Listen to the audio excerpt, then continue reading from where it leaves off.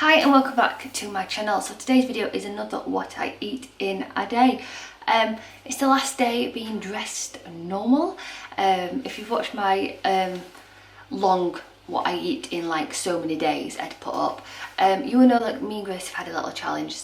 So today is the last day of our little challenge. Our challenge has been that I can dress Grace in whatever I feel fit. So dresses and pretty little things, which doesn't really go with Grace's personality, but for a week it's been lovely just to have a bit more choice. The other part of the deal was, if I can do that for a week, she can dress me for a week. So tomorrow morning, whatever she picks, I wear for a whole week. I'm just glad that I'm not going out and about.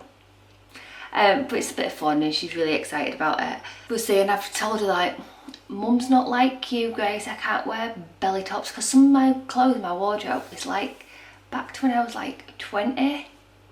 And so there is some like tops where you tie it and I just don't feel comfortable in them.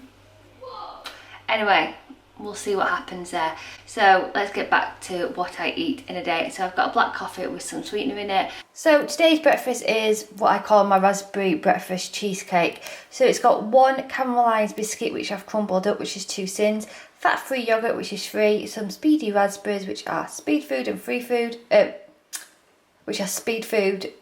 And then I've got a tablespoon which I've just dribbled on top of the dark raspberry chocolate sauce, which is amazing, from Groovy Food. So that's my breakfast. So my lunch today is cheesy beanie vegetable pasta bake. So this is so good. It makes a good portion, so one for my lunch and then I'll have that tomorrow. So how to make it: boil your pasta and boil some veg separately, drain them both and add them together. Then you need to add a can of baked beans, salt, pepper, garlic granules and some Cajun spice.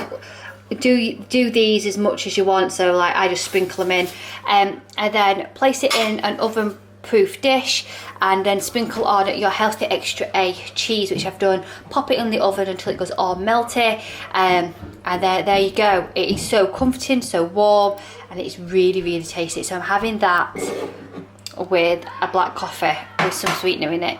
I just thought I would update you. I haven't said anything on my channel about what I'm going to talk about, but if you follow my brother-in-law, which I know some of you do, which is 18 Dapper, he mentioned the news, and I thought if you follow him and you follow me and I've not said anything, then it's better than coming from myself. So on Saturday the 27th of June we lost Grandad, which is Chris's granddad, which is my father-in-law's dad. He's been a poorly man for a while, and yeah, so we had that sad news, and it's just not nice. It's just like, as you know, if you've lost someone, not the greatest weekend. The children were used to call him Old Grumpy. They used to go and see him in his care home and try and nick his mint imperials, what he used to hide, and they've got a lot of fond memories with Old Grumpy. Max supporting Doncaster Rovers and Grandad supporting Barnsley. There was always a little bit of rivalry. So yeah, the children have taken it as well as children can take it, and yeah, so we're just trying to keep things normal as best as possible.